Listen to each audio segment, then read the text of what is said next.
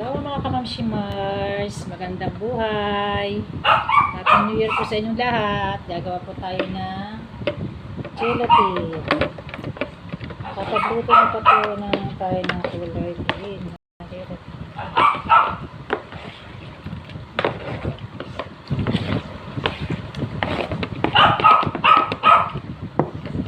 Ito natin ang red na ating gulaman. Mix natin yan sa ating bowl.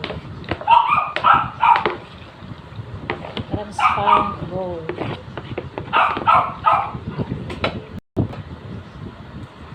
Add na po natin ang ating cocktail.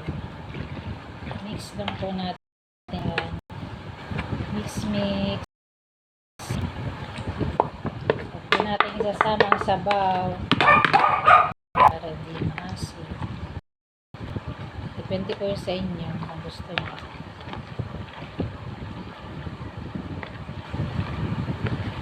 Ready ko na po yan. Siyempre po ang unang gagawin ay maglulutan ng gulaman para lamigin. Then slice po. Unahin muna lumamig. Tapos iuli natin itong ating ginawang gulaman white. Dito natin hinalo yung ating gatas at nestle cream. So, halo na natin siya. Wow! Diyan na siya lalamig. Yung white. Ganda tingnan. Kailangan po tama lang yung tubig para hindi siya malambot. Paano siya?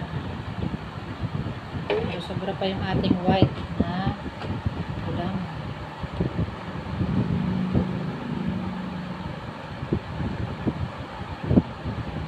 Gusto natin nagang ilalim. Tuloy natin.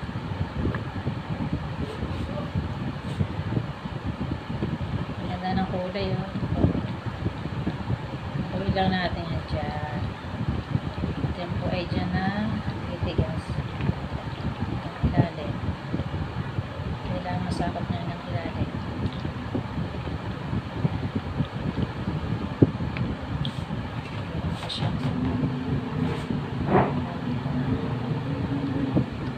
Yes, mapaw na. Mapaw na yung ating gulaman na white.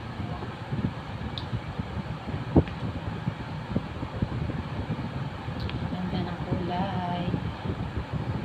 Green and red. Yan na po natin yung dyan tumigas. Sayang yung ating matapon. Ayan po ang ating finish na